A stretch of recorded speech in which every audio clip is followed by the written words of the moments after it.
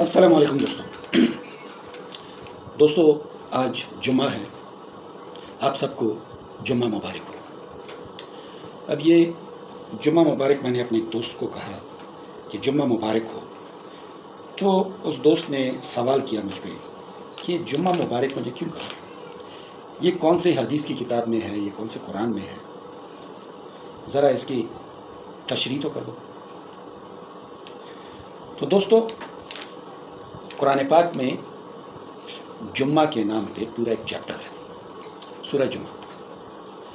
62 number کی 62 number کی سورت ہے، 28ویں پارے میں ہے، اور اس کی آیت نمبر 9 میں جس کا ترجمہ ہے، اے ایمان والو، جب جمعہ کے دن کی نماز کی آذان ہو تو اللہ کے ذکر کی طرف دوڑو اور خرید و فروخت چھوڑ دو،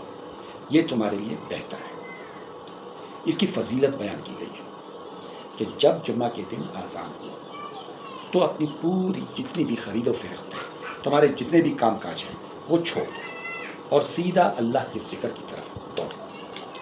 نماز کی طرف دوڑو۔ اور احادیث میں جو اس کی فضیلت آئی ہے، رسول اللہ صلی اللہ علیہ وآلہ وسلم نے فرمایا، جمعہ تمام دنوں کا سردار ہے، یہ اللہ تعالیٰ کے نزدیک عیدین سے زیادہ بڑا ہے۔ نبی کریم صلی اللہ علیہ وآلہ وسلم فرماتے ہیں کہ جمعہ کے دن میں ایک حج اور ایک عمرہ پوشیدہ ہے، یعنی جمعہ کی نماز کے لیے گھر سے مسجد کے لیے جلدی نکلنا، مسجد میں بیٹھنا اور جمعہ کی نماز پڑھنا، یہ ایک حج کے برابر ہے۔ اور پھر جمعہ کی نماز پڑھ کے عصر کی نماز تک انتظار کرنا اسی مسجد میں، یہ ایک عمرہ کے برابر ہے۔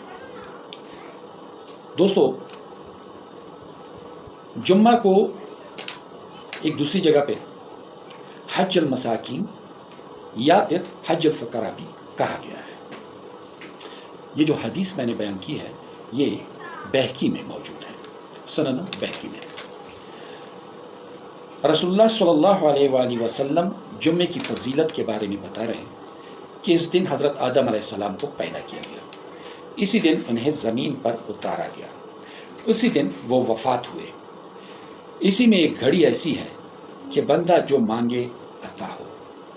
اسی دن قیامت قائم ہوگی، کوئی مقرب فرشتہ آسمان، زمین، ہوا، پہاڑ اور دریا ایسا نہیں کہ جمعہ کے دن سے ڈرتا نہ ہو۔ دوستو جمعہ کے دن کی بہت بڑی فضیلت ہے، اور جو بھی اس کی فضیلت کو جان لے تو وہ اس کی نماز کو بالکل بھی قضا نہ کرے۔ ایک اور حدیث میں آتا ہے کہ اگر کوئی مومن جمعہ کی نماز، یعنی کوئی مسلمان جمعہ کی نماز قضا کر لیتا ہے تو اس کے دل پہ ایک کالا دھبا آ جاتا ہے، دوسرا جمعہ قضا کر لیتا ہے تو ایک دوسرا دھبا آ جاتا ہے، تیسرا جمعہ قضا کر لیتا ہے تو تیسرا دھبا آ جاتا ہے، اور اس کا نام منافقین کے ساتھ آ جاتا ہے۔ تو دوستو کوشش کریں جمعے کو فضیلت دیں، جمعے کو پہچانیں، یہ عید کے برابر ہے۔ مسکین لوگ، غریب لوگ، فقراء لوگ، رسول اللہ صلی اللہ علیہ وسلم فرماتے ہیں کہ یہ ان کی عید ہے۔ السلام علیکم۔